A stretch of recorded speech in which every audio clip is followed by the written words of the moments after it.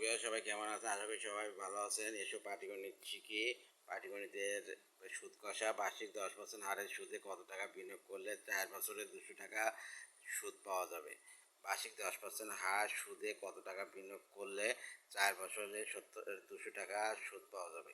তাহলে সিসি হচ্ছে আসল সিসি। তাহলে এই সব কিছু সব ঠিক আছে, কোনো প্যাচ নেই। তাহলে আমরা জানি প্যাচ না থাকলে সবসময় সূত্রের সাহায্যে অঙ্ক করার চেষ্টা করবেন। PNR/100।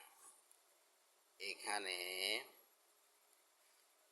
সুদের হার 8 = 10%। এর সময় কি? সময় n = 4 বছর। আর সুদ কি? সুদ I = 200 টাকা 4 বছর। এবার হচ্ছে আসল কি হবে? আসল P = কত?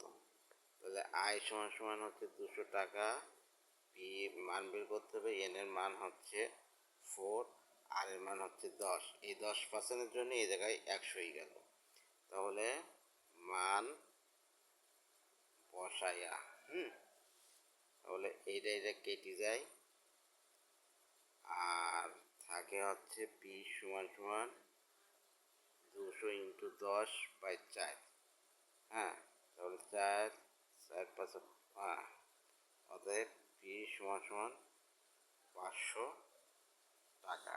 অ্যান্সার আসল = 500 টাকা। ধন্যবাদ।